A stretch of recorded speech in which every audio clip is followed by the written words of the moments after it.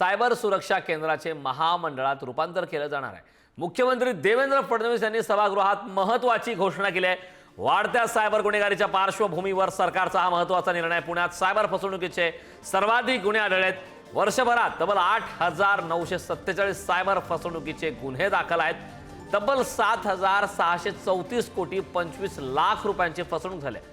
मुंबई, ठाणे, नागपुरात ही सायबर फसवणुकीचं जाळं मोठ्या प्रमाणात पाहायला मिळालंय। वारंवार या संदर्भात तक्रारी समोर येत आहेत। सर्वाधिक सायबरचे गुन्हे हे पुण्यामध्ये दाखल आहेत। सायबर सुरक्षा केंद्राचं आता महामंडळात रूपांतर करणार, मोठी घोषणा आता करण्यात आली। त्यामुळे सायबर गुन्ह्यावरती आळा घालण्यात कितपत यश आगामी काळात येतं हे पाहणं महत्त्वाचं आहे। या संदर्भात ताजे अपडेट देण्यासाठी आपले प्रतिनिधी ज्ञानेश्वर चोथवर आपल्यासोबत जोडलेत। ज्ञानेश्वर, मोठी अपडेट आहे। सायबर सुरक्षा केंद्राचे महामंडळामध्ये रूपांतर केलं जाणार आहे। मुख्यमंत्र्यांनी तशी घोषणा केली आहे, काय सविस्तर माहिती?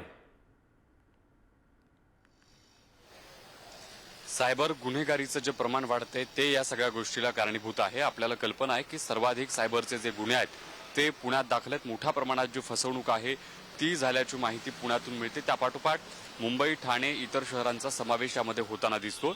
आपण जर पाहिलं तर फक्त सर्वसामान्य लोकांची नाही तर अत्यंत उच्च शिक्षित असलेल्या लोकांची देखील सायबरच्या माध्यमातून फसवणूक होती आहे आणि सायबर फ्रॉडचं प्रमाण जे आहे ते मोठ्या प्रमाणात वाढताना बघायला मिळते। इतकंच नाही तर नौदलातले माजी अधिकारी देखील याला बळी पडताना बघायला मिळतात। त्यांची देखील मोठ्या प्रमाणात लूट होताना बघायला मिळते आहे।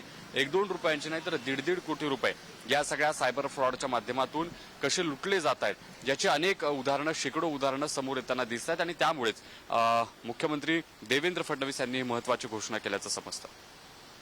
नक्कीच ज्ञानेश्वर, खरं तर आगामी काळात आता यावरती आळा घालण्यासाठी कितपत यश येतं हे पाहणं महत्त्वाचं आहे। सायबर फसवणुकीची आकडेवारी काय ते आपण पाहणार आहोत ग्राफिक्सच्या माध्यमातून। सायबर सुरक्षा केंद्राचे महामंडळात रूपांतर केलं जाणार आहे। सायबर सुरक्षा, खरं तर पुण्यात सायबर फसवणुकीचे सर्वाधिक गुन्हे नोंद आहेत। पुण्यात वर्षभरात 8,947 सायबर फसवणुकीचे गुन्हे दाखल आहेत। 7,634 कोटी 25 लाख 46 हजार रुपयांची फसवणूक झाली।